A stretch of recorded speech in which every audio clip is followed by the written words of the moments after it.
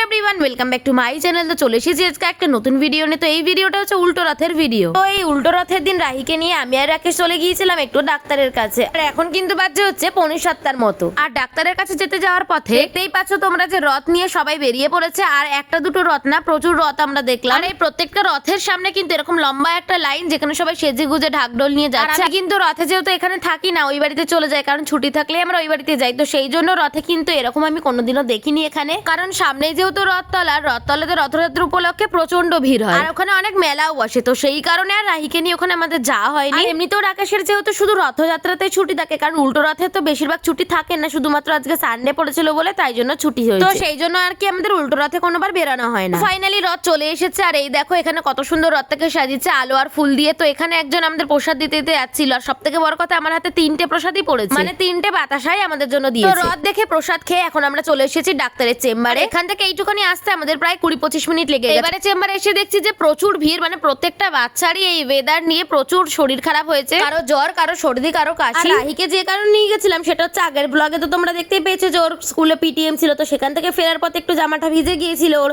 তো সেই ঠান্ডাটা বসে গিয়েই ওর ভীষণ কাশি হয়েছিল। আর রাহির কাশি হওয়া মানে বিশাল ব্যাপার, কারণ ওর জ্বরটার খুব একটা হয় না। তো এই দেখো এখানে কিন্তু ভিনটেজ কারগুলোকে তোমরা দেখতেই পাচ্ছ। রথের সাথে সাথে এই কারগুলোকেও কিন্তু ওরা হায়ার করেছিল। শুধু কিন্তু কার নয়, তার সাথে ছিল কিন্তু নাগা সন্ন্যাসীরা। সেই ভিডিওটা আর আমি ইচ্ছা করেই তুলিনি। যাই হোক, রাহিকে ডাক্তার দেখিয়ে চলে এসেছি সোজা বাড়িতে। আর আসার পথে কিন্তু দিদি ভাই আর দাদা ভাইদের সাথেও দেখা হয়েছিল বাস স্ট্যান্ডে। তো সবাই মিলে আমরা একসাথেই চলে এসেছি। আজকে যেহেতু জোজোর বার্থডে, তো সেই জন্য দিদি ভাই জোজোর জন্য একটা কেক নিয়ে এসেছে। তো এখন কেক কাটিং করবো আমরা।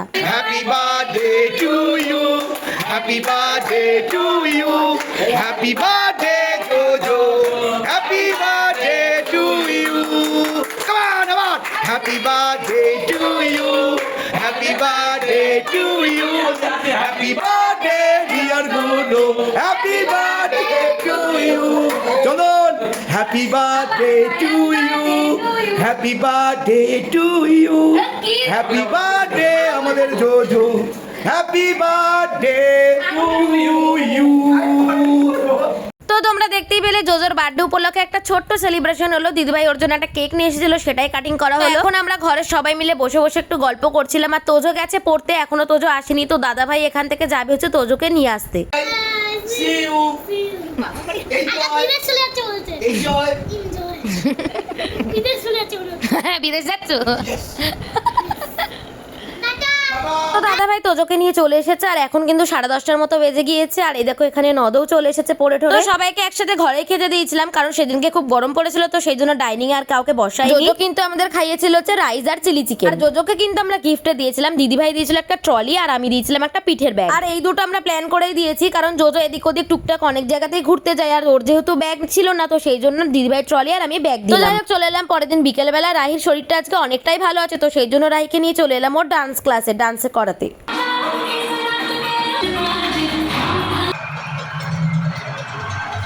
তো ডান্স ক্লাসে গিয়ে দেখলাম যে আজকে ওদের ভিডিও শুট রয়েছে। তো সেই জন্য ওরা ডান্স ক্লাসটাকে পোস্টপোন করেছে। সেটা হয়েছে তোমার বৃহস্পতি আর শুক্রবার। আর তাই ডান্স ক্লাস থেকে বেরিয়ে সোজা কোথায় আমরা চলে গেলাম সেটা তোমরা এবার দেখো। ফাইনালি কিন্তু আমরা চলে এসেছি হচ্ছে আমাদের বাড়িতে, কারণ আজকে ছিল ডলির জন্মদিনের সেলিব্রেশন। কোথায় আমাদের যাওয়ার কথা ছিল আর আমরা ফাইনালি কোথায় চলে এলাম। এখানে কিন্তু আজকে আসা হতো না, কারণ সকাল থেকে যেহেতু আজকে বৃষ্টি পড়ছিল, তার মধ্যে রাহির একটু শরীরটা খারাপ ছিল। তো সেই জন্য ভেবেছিলাম আজকে আর এখানে আসবো না। তো বাড়িতে মা বাবা ডলিদের বলেই দিয়েছিলাম যে আজকে আমাদের আসা হবে না। সেই জন্য ওদেরও ভীষণ মন খারাপ ছিল, যেহেতু ওরা আমাকে ভীষণ ভালোবাসে। কিন্তু এই যে কপালে তোমার যেখানে লেখা থাকবে সেখানে তোমার কোনো না কোনো ভাবে ঠিক যা হবে। আর এদিকে মাও আমাদের দেখে একদম চমকে গিয়েছিল। আর একটু চমকে দেওয়ার জন্য চলে এলাম আমি হচ্ছে ছাদে। এই দেখো মিও আমাকে দেখে যে কি খুশি হয়েছে। মা বাবা বাড়ির সবার মতো ও একদম পুরো চমকে গিয়েছে। বাবা শুধু ওকে ধরেছিল তাই নয়, তো একদম এক লাফে আমার কোলেই চলে আসতো। এদিকে আমাকে একা দেখলে হবে না, ওকে কিন্তু রাহিকেও দেখতে হবে, রাকেশকেও দেখতে হবে। হয়তো সেই চিৎকার করে করে জিজ্ঞাসা করবে। আর এই দেখো রাহিকেও দেখতে পেয়েছে আর কত মজা করছে। হঠাৎ করে এরকম সারপ্রাইজ পেয়ে যাবে, ও আসলে নিজেও ভাবতে পারেনি।